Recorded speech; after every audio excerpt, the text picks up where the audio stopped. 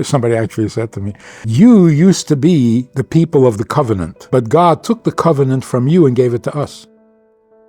I said, keep it.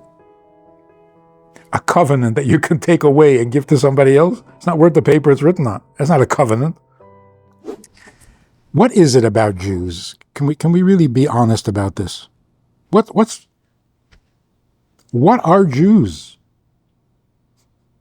Some guy said to me, why have your people suffered so much? And I didn't like the implication. Like he was leading up to something. Like I said, we suffer. What makes you think that?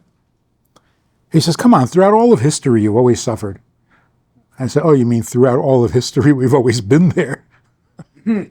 So when you get to be 4,000 years old, yeah, you've got a lot of headaches. It's not that we suffer more, we're just around more. Like we've been here forever. So what is it? What is it with the Jewish people? What's with anti-Semitism? I mean, I moved to Minnesota, and I ran into a guy from northern Minnesota who had never seen a Jew before, but he hated Jews. What is that? Any idea? Well, that's intrinsic. It's born and encouraged and evolves from birth. From birth? Yeah. Wow. That sort of hatred, I believe. A lot of it. They inculcated very early. It's tight. Why? Uh-huh. Fear. We intimidate people. Jackie Mason says, you don't walk down a Jewish neighborhood, you can get mugged by an accountant. What is the fear? So some people say, you call yourself the chosen people, well, what do you expect? You proclaim yourself the chosen people, people are going to hate you. Or be jealous. What makes you chosen? Which is a very good question. I don't know if it justifies violence, but it's a good question.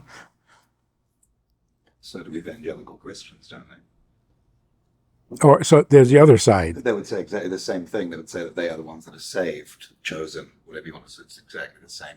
Yeah, the new Jew. The new chosen people. But then there are those who say, no, you are the chosen people.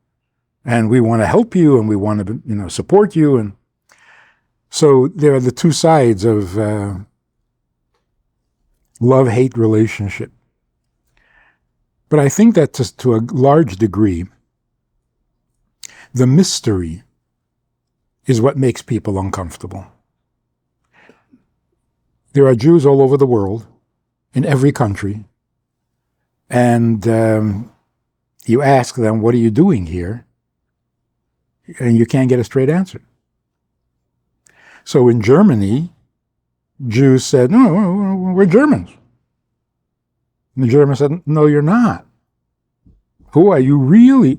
And they said, no, we're just Germans. Okay, you're up to something. Now we're suspicious. Or even in Morocco. Wherever you go, who are you and what are you doing here? And we try to play it down and say, I'm a butcher, I'm a baker. And they say, no, come on. Who are you really? I said, well, why do you think we're keeping a secret? I said, because you are. And sad thing is, we are. First, we get so intimidated that we're afraid to say that we're chosen. So we don't say it, and then we get accused of keeping secrets. Yeah, we're keeping secrets. We're afraid to talk to you. But I think if the secrecy went away, or if the mystery went away, it would help a lot. So the first thing is, what is a chosen people? What does that mean?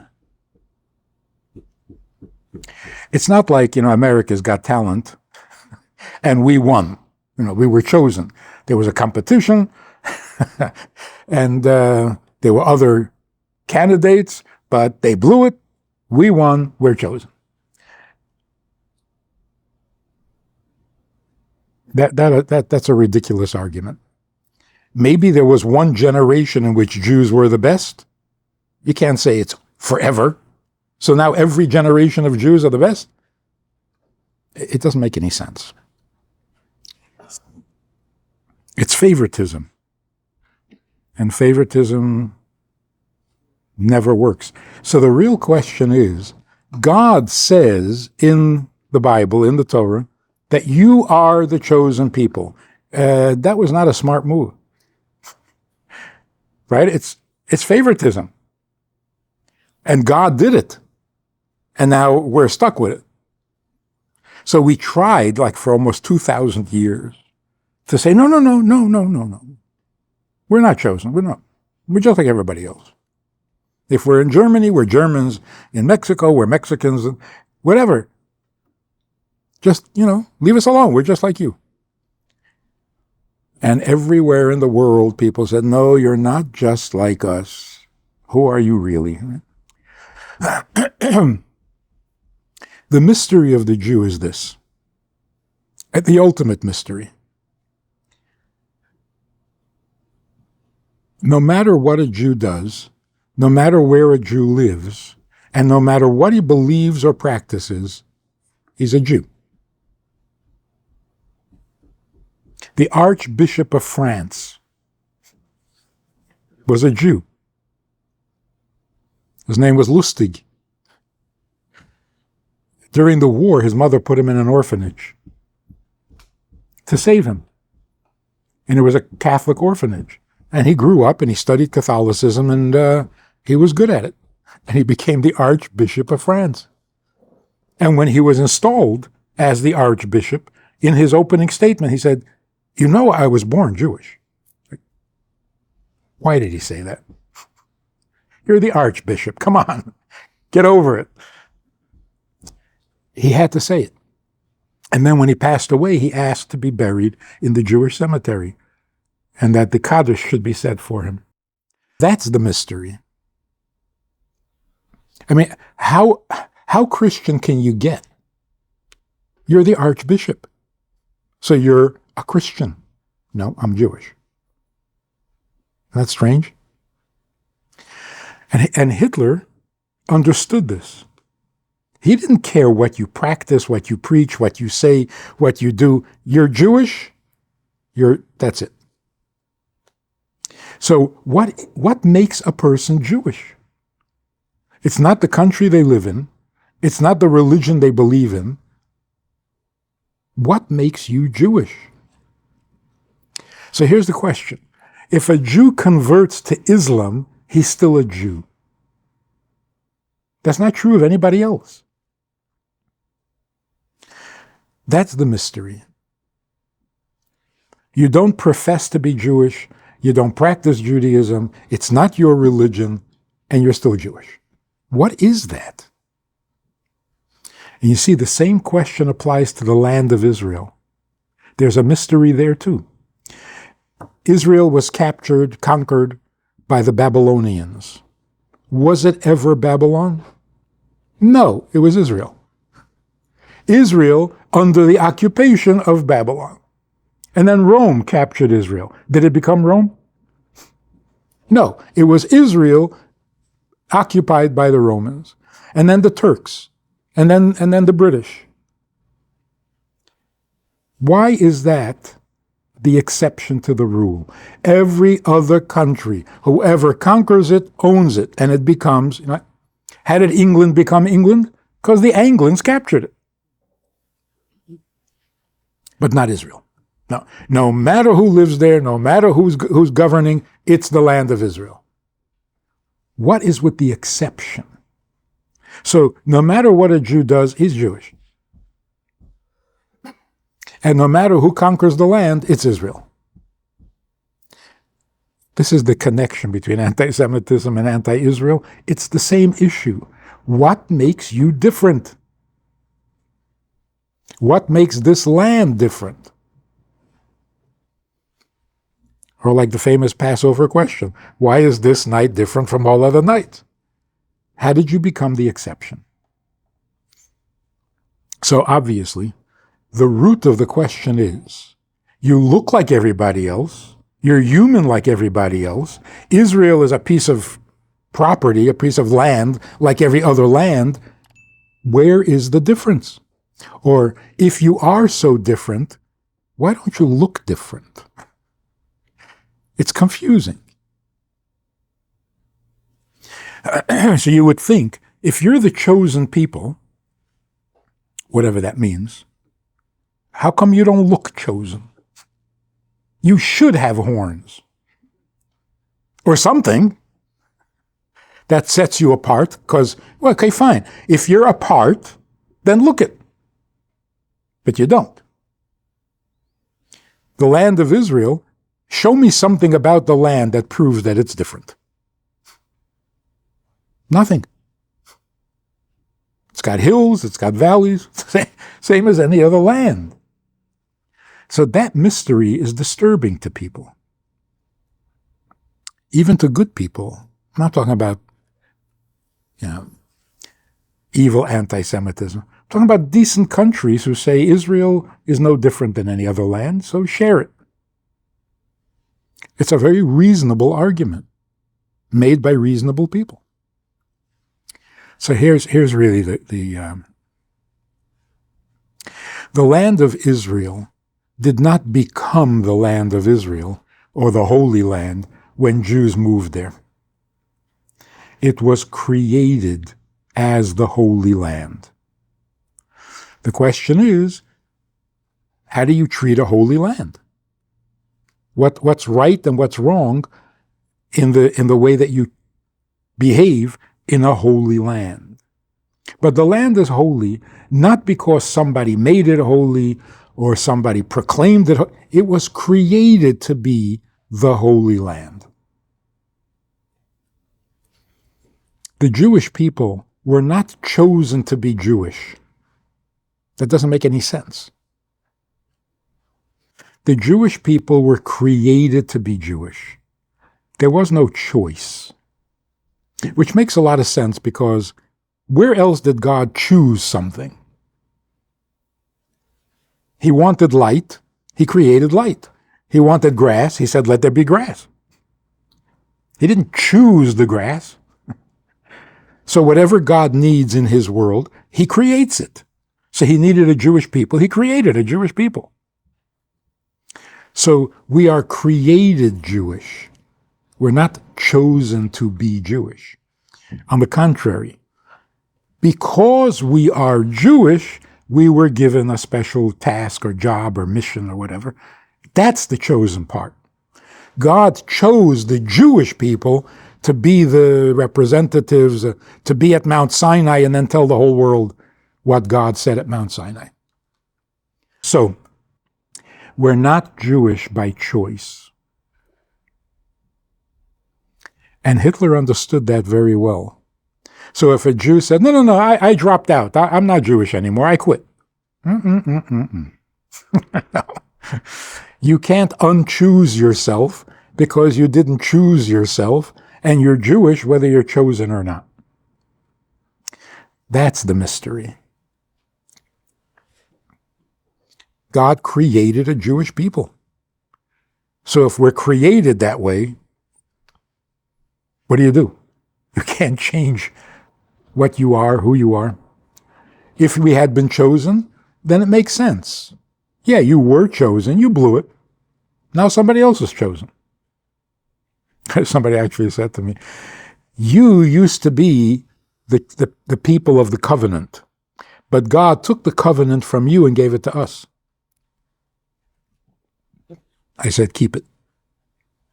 A covenant that you can take away and give to somebody else, it's not worth the paper it's written on. That's not a covenant. So what is a covenant? A covenant means it's beyond our control, beyond option, it just is what it is. A tree is a tree, a Jew is a Jew. Nobody walks around saying, well, why is a tree a tree? So really, if you want to understand the Jewish phenomenon, we're not the chosen. Jews, already Jewish, were chosen for a certain task. So, is being chosen a sign of superiority? Like, what, you're so smart you get to be chosen? You're so talented you get to be chosen? No, we're Jewish. And God chose the Jewish people for this task. It has nothing to do with talent or virtue or...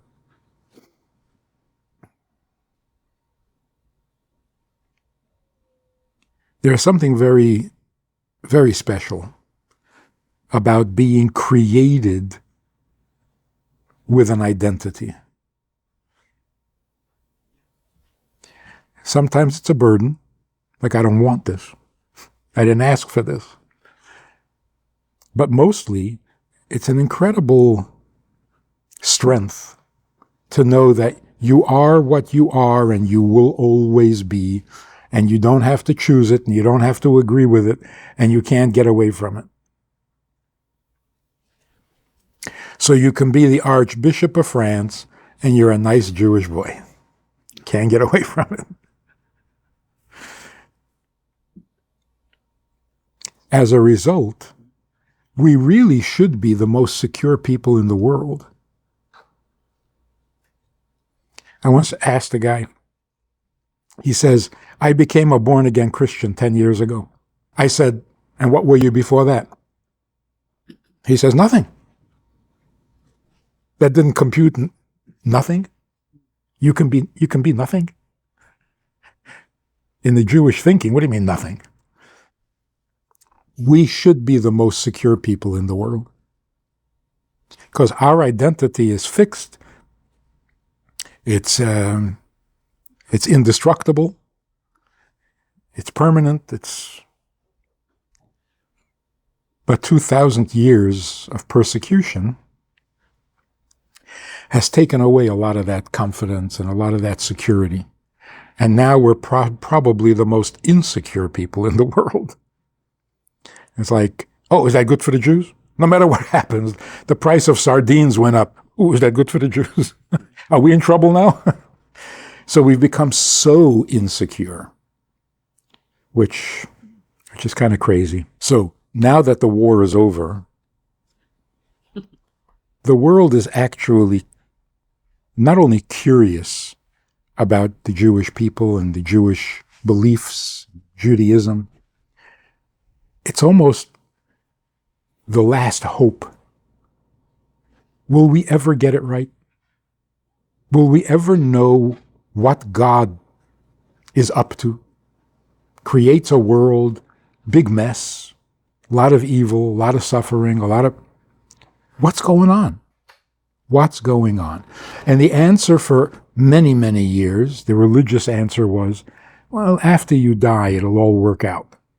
Thank you very much. That doesn't satisfy anymore. It's true, but it's not good enough. To say, life stinks, this is a bad world, but it'll get better someplace else. Then what's the point? So you'll get paid for suffering. We'll reward you for suffering. It doesn't make sense. Thank you very much, but I'd rather not suffer. You can keep the reward. So today, people are really, again, not only curious, they're actually hoping. Maybe Jews have the answer, because we don't. And there's a desperation for true knowledge, or knowledge of truth, that people are turning to Judaism. So in Korea, they're now studying Talmud. It's become a very popular subject in Korea. In China, under communist, atheist, they're studying the Hebrew Bible. They're fascinated. Because, again, there's so much disillusionment that people are actually hoping that maybe the Jews really do have an answer. Because if they don't, bad news. So today, when Jews say, "Oh no, we're just people," they're doing the world a disservice. And it's no longer necessary. They stopped shooting. You can talk now. On the contrary, people actually want to hear what you have to say. If you enjoyed this conversation or this topic, and you're looking for more information, or you want to hear it again from another angle, there's a way to do that. And that is in this book. It's all there. Order it from Amazon. You can read it, reread it, and share it.